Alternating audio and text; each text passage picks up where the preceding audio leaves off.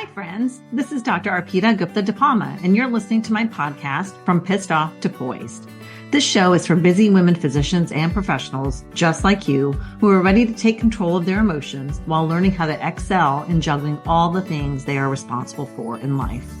It's for overextended mamas who are trying to figure out how to work smarter, not harder. It's for multitasking women who are tired of playing the role of the angry and resentful air traffic controller, who simply want to learn how to create a life that is more calm, intentional, and joyful for themselves. My goal is to help you learn how to eliminate the overwhelm and maintain your composure in high-stress situations that you face with the demands in your day-to-day life. Because I get you guys, this was totally me. You are not alone. I invite you to embark on your journey of transformation with me. Enjoy the listen.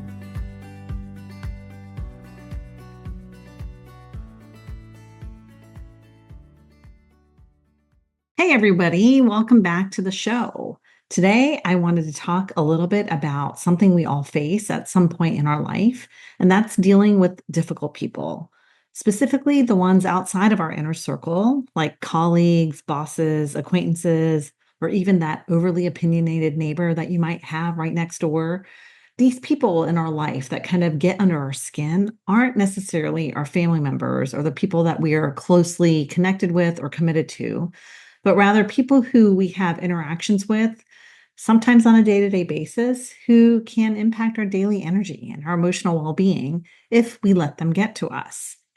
So this episode is really going to be all about understanding how to handle difficult interactions with the grace and control that you want to bring to every part of your life.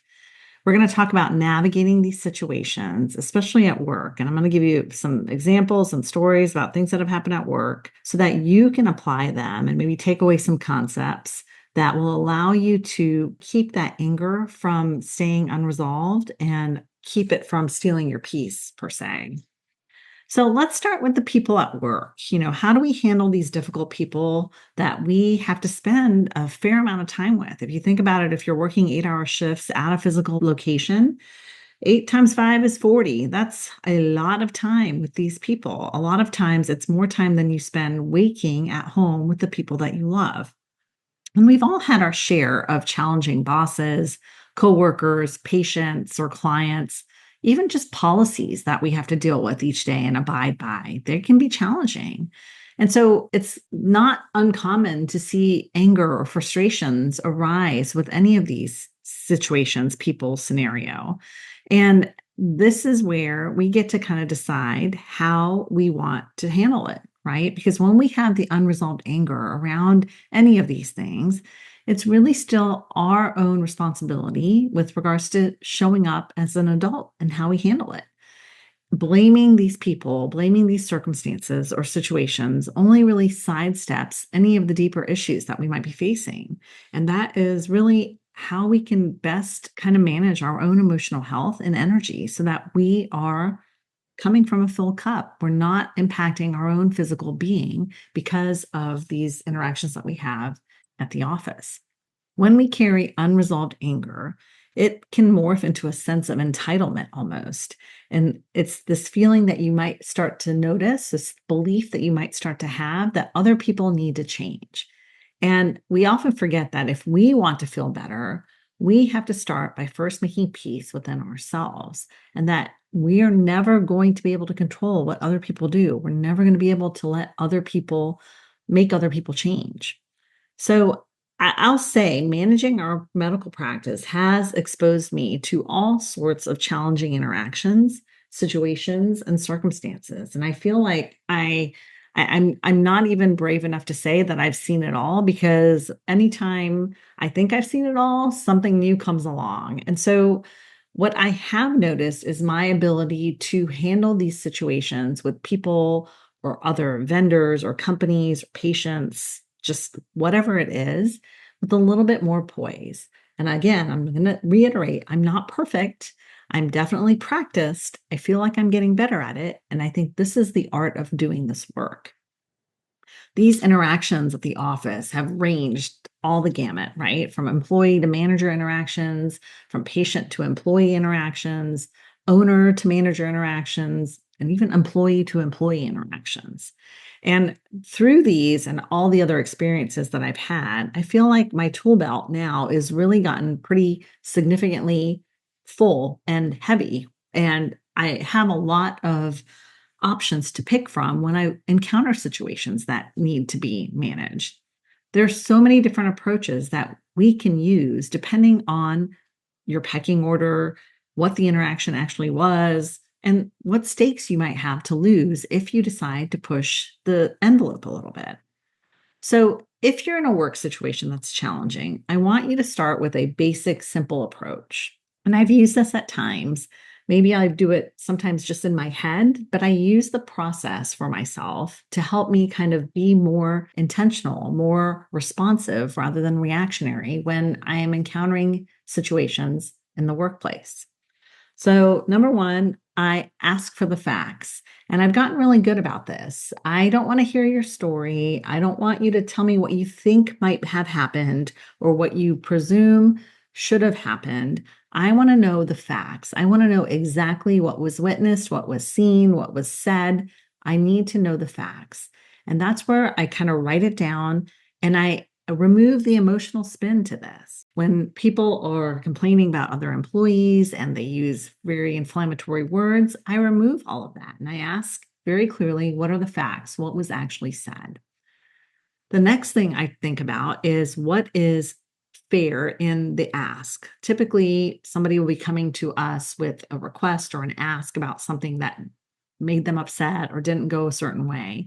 And so I want you to think about what they are asking for and what you want actually in the scenario. Define what is fair. Okay. And then the next thing I want you to do is think about the consequences for the options that you have to move forward with, right? And then ask yourself if you can live with them.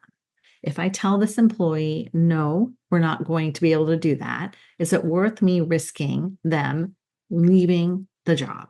If I tell this employee, I'm unfortunately unable to address this other employee's behavior because I'm afraid of losing them, am I risking a hit to the morale of the office and doing what's just and right?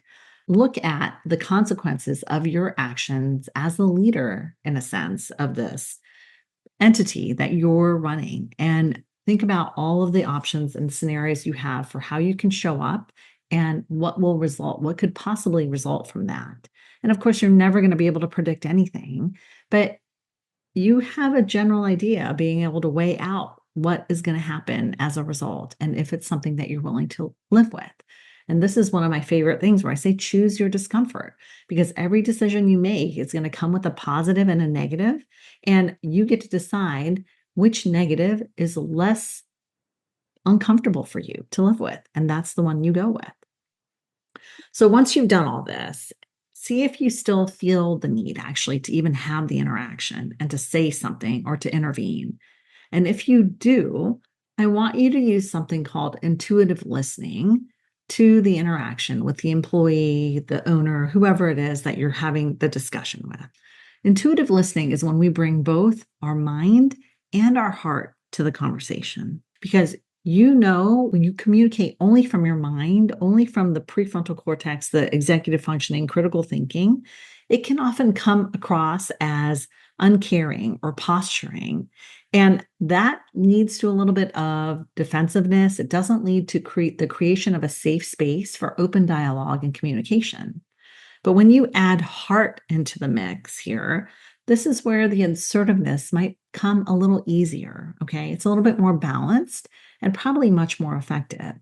And when I'm saying come from the heart or add the heart to this, I'm talking about showing up in the conversation with unconditional love.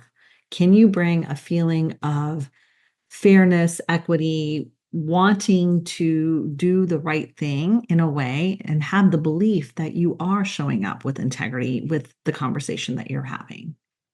Remember, the actions of other people in your workplace are not usually an attack on you personally. All right. So when you have an interaction with somebody at the office, I want you to ask yourself if you feel that you're not feeling safe, why you're not feeling safe in that situation. And if what they're saying is becoming an attack on you in your mind. All right. Be diligent about not building expectations of how others should behave towards you in any scenario, especially in situations where you feel like you've been kind of giving in to them or caring for them over a long period of time, because this builds resentment. And remember, just because someone else reacts doesn't mean you have to. I had a story this past week. We had a patient that came into the office, had an interaction with an employee at the front desk, was not very pleasant, and then continued throughout the week with phone calls, with very vulgar statements to various employees, cussing at the employees, different interactions that were just completely unprofessional and, quite frankly, not warranted and not necessary for our staff to have to deal with. And so I had a conversation with one of my employees today about how to show up in that sort of scenario when they're faced in the moment with a person who is almost, in a sense, actually coming in a form of an attack towards you. And there's so many different things that you can use, but when we're in a place of work, such as ours, we are in a customer service mindset. We want to always do the right thing for the patient. And we also want to show up with compassion so that we know that we're coming at them, with them, to them from an area of understanding. And so, one of the tips that I like to give, especially when you're starting to notice, maybe if you're on the phone or having an interaction with somebody in person, is to just smile when you're talking to them. And I'm not talking about the snarky smile where you're kind of mocking them. I'm talking about genuinely feeling the pleasantness and joy that comes in with you when you put a smile on your face. When you're talking on the phone, especially, this is so powerful because when you're smiling and talking, it's oftentimes really hard to be snarky or getting a little bit more angry or escalated. And it really helps to be more pleasant and be more mindful with the interaction that you're having. Another tip I like to give is just simply putting down the phone and walking away, especially if they're screaming at you, if they're cussing at you, because if we hang up on a person who's interacting like that, it's just going to further escalate the situation. You're going to get a crappy review on your website, whatever, all the things that it leads to. It's not a productive spiral. So if we can just put the phone down and let that person have their time to rant and rave, we don't have to hear it. We don't have to experience it, and they're getting it out of their system. I want you to remind yourself that whatever interaction you're having with this person who is unhappy really has nothing to do with you. The bottom line is we get to choose to remain in control, and we can choose who we give the privilege of our presence to, of our being, of our ears, our listening. We get to decide who we give it to. Because ultimately, when you become activated due to someone else's behavior or words, you are the one who suffers cumulatively from the physical toll it has on you if you let it activate you, if you let it get into your system, if it sends your cortisol levels up. You are the one that experiences that. So instead, I want you to see if you can go to neutral. Okay. And that's where we calm our mind before we respond. Now, specifically, if you're the boss interacting with employees or staff, it has a little bit of a different twist to it, right? Because we have the expectations that are not just expectations, they're expectations because that's part of your job description. So if you're the only one in the leadership position, I want you to ask yourself, how can you adopt the mindset and shift into the belief that everyone is genuinely trying to do their best? What I found when I chose to think this way, it kept me from ruminating on reasons why people weren't doing their job. And it kept me from making up stories about their work ethic. And really, I was able to show up in a much more positive brain space when I started adopting this belief that everyone is generally trying to do their best. Okay. We are the ones who get to benefit from eliminating the negative chatter in our brain, which ultimately is not serving us. And this is where we have the power to take control.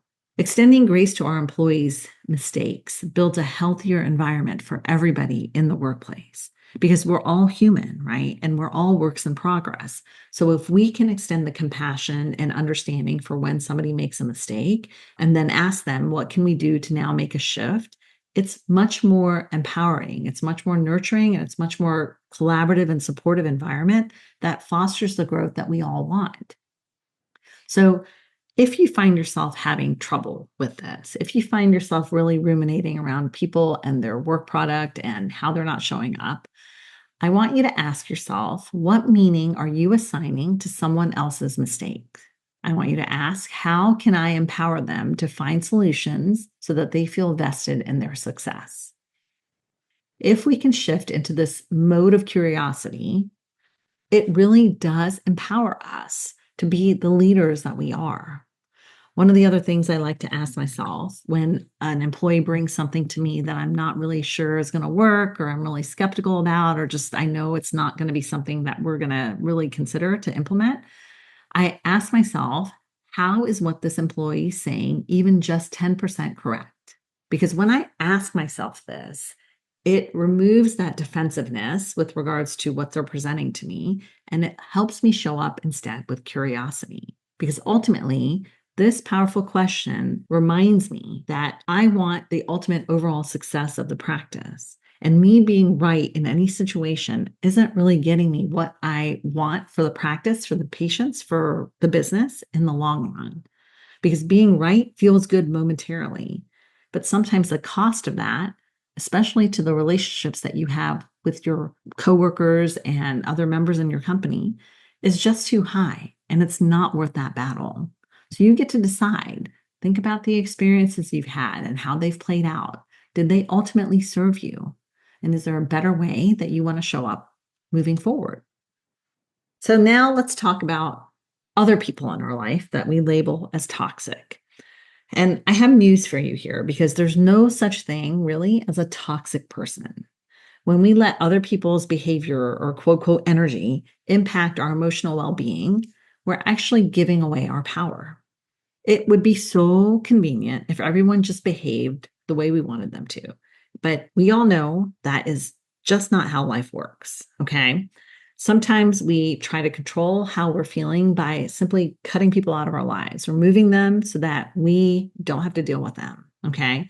We believe these people are bringing out the worst in ourselves or they're hurting our feelings.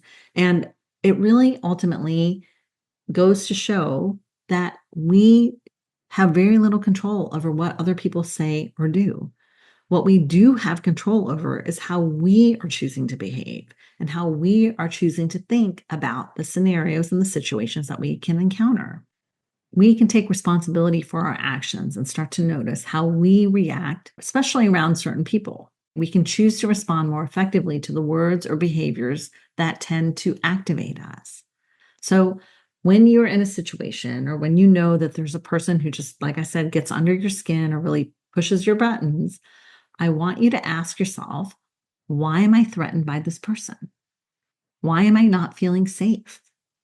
I kind of started cueing into this in different social scenarios and situations where I'd be around people who would set me off. Maybe they didn't have the same values as me, they didn't have the same political beliefs as me, whatever it was. I would start to notice when I would feel this tension kind of in my shoulders or kind of like this urgency to quote, quote, win in a conversation or a scenario. And ultimately, I also started noticing that at the end of the evening or the event or whatever it was, that I was exhausted. I didn't like it. I didn't feel good. It wasn't enjoyable. That wasn't the purpose or the point of going in the first place. So I started implementing a couple of other little tricks here when I came across these scenarios. Number one, I started to just ignore the behaviors that I didn't agree with, like, or want to be around. I just didn't engage. I changed the subject. I moved on. I excused myself and went to the bathroom. Remove yourself. Don't expose yourself to the scenarios that you don't enjoy. I stay away from gossip as much as I possibly can. Remember, it takes two to do this. So when you hear people talking shit about other people who, at face value, are super friendly or nice to them, not kind, but rather nice, stay away from it. I choose to not engage. It doesn't make me feel good at the end. So why do I need to do it? I be direct. I answer questions with a yes or a no and no explanation. I keep it very simple when I don't want to expand, when I don't want to share more than I need to. And most importantly, I manage my emotions. When you have a solid approach to handling your feelings, you're less likely to be pushed into reacting in a way that you're going to later regret. So when I am knowing that I'm going to be in a scenario with people who might activate my buttons, I plan in advance for how I'm going to handle them. I don't want to be reactionary in those situations. I want to enjoy myself. So make a plan for yourself. If you find yourself feeling like the people around you are sucking the energy right out of the room and you're dreading spending time with them at all, it might just be time to take a look at how you can start to take control of your own thoughts, feelings, and behaviors and decide who you want to give the privilege of your time to in the first place. Okay, I'm going to say that again. You get to decide who you want to give the privilege of your time to. They don't get to spend time with you. You get to decide. Decide what type of people are your people and who you want to spend your most precious asset on, that asset being your time. All right, what about these acquaintances that we have? Acquaintances of friends or acquaintances at the workplace who really don't have a lot of stake in your life, but they still, you find, seem to impact you. These are those loud, opinionated people, acquaintances, friends, whatever, who seem to get under your skin. And this would happen to me. I'd notice that there'd be people that I'd bump into intermittently through various events or activities in communities that I'm in. And I notice and recognize, as I mentioned above, that I would make their behaviors be a personal attack on me. So I want you to start to notice this. Who sets you off in these type of scenarios? And can you instead view their behavior as a signal instead of a personal attack? They are going to do what they always do, and it doesn't have to define who you are and what you do. So here are some steps that I like to remind myself of when I, again, am worried about the encounters I might have with individuals that I've noted to cause problems in interactions. Number one, recognize the smoke signal. This is where you know somebody maybe gets really, really loud in an argument because their voice, the volume of their voice, gives them a sense of power. Recognize what smoke signals are there from other people that tend to set off your alarms. Number two, I want you to remind yourself that they are doing exactly what they always do. This is a sentence that I say in my mind when I notice myself starting to get activated by somebody's words, behaviors, whatever. They're doing what they always do. Why is this a surprise to you? This is what always happens. Okay. That helps kind of calm my nerves. Number three, I remind myself they are not my people, and that's too bad for them. They are not getting the privilege of my time. Number four, they're allowed to judge me and be wrong about me. Super powerful. You're allowed to have your opinion and be totally wrong about me. Number five, when I can show up with curiosity, they are less able to wound me, i.e., I wonder why they're showing up that way. I wonder why they feel like they need to be so loud. I wonder why they believe they have to talk over me or cut me off. Ultimately, you want to ask yourself, who do you want to be when they are being who they are? If we can stay out of the minds of all these other people and remember our own mission, whether that's to help, to love, or to grow, that's when you retain your power. And I love this other quick little nugget that I try to teach my kids, quite frankly, because I think it's super important with the interactions we have with each other. So before you open your mouth and contribute, I want you to ask yourself, is it kind? Is it important? And does it help? Super powerful questions that really help me decide if I even really need to contribute with my opinion. Another piece of this that I want to talk about is these expectations that we hold for other people regarding how they should behave, right? When we have these rigid expectations for cultivating connections with others, it often hinders us from doing just that. And it often hinders our ability to trust the other person because when you have the desire to build a connection or to cultivate connection, there has to be trust and it has to be a mutual trust. But trust doesn't mean you have to believe someone will act a certain way. It's about setting your own boundaries around what you're willing to share and how much you're willing to give. So What I noticed is that I've always found myself to be a very fiercely loyal friend. If you're a friend of mine, like a real, true, deep friend, you've got me for life. But where this would hinder me is when I had expectations of other people before I started figuring out who really was allowed to have my time, who really deserved my time, who really appreciated and reciprocated time. So, what I started to recognize is that I had these expectations of people to show up for friendships in a way that I would because of that fierce loyalty I had. It's one of my core values. So, I had to make a shift here and start to adjust the expectations I had, requiring people to show up in a certain way or behave in a certain way in order for me to build trust in them. So you get to set your boundary for what you want to share and how much you want to give when you're cultivating connections with friendships with people. When you're feeling pressured to answer questions, or you're feeling kind of like the lack of authenticity or genuine concern when questions are being asked of you, you don't have to answer them. You can use other responses that are filled with loving kindness that you can decide later if you're willing to expand on even more. I like to use sentences like, I'm not really ready for that right now. I'm not really to answer that. I'm not ready to go there. And just simply, I love you, but no, I don't want to do this. Okay. It's one of my favorites, this I love you and no. And I say it a lot with my kids because it's a way that upholds my boundaries in a way that doesn't seem posturing or defensive, but just kind of kind and maybe even a little bit vulnerable. Ultimately, you get to decide with whom and how much you're ready to share because again, no one's entitled to your company and to your friendship, to your connections. You get to decide. Finally, I want to talk about something that I know might also resonate with many of you, and that's handling other people's opinions.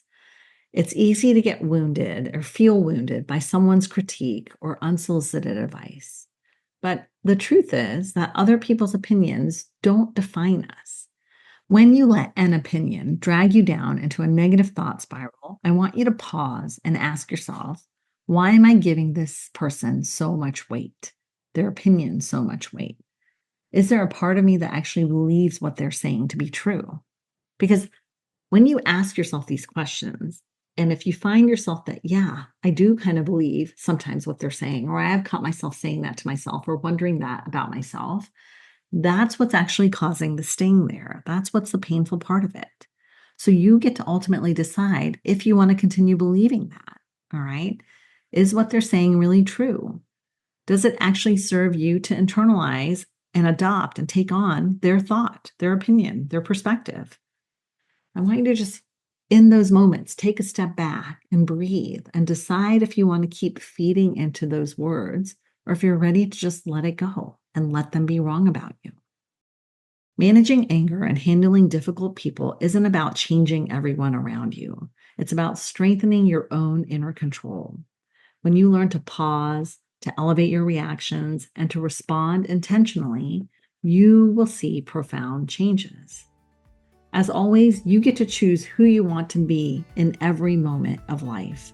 So thank you for joining me today. And remember, you have the power to navigate difficult situations with grace and calm, no matter who or what comes your way. I hope this has been helpful. Until next time, take care and keep leading with poise and purpose. I hope you enjoyed today's episode of From Pissed Off to Poised. Remember, transformation is a journey, not a destination. So enjoy the ride. Don't forget to subscribe, rate, and review From Pissed Off to Poised on your favorite podcast platform. Your feedback supports my mission to get this podcast out to help other women physicians and professionals like you on their path to creating a more peaceful life with more intention and more joy.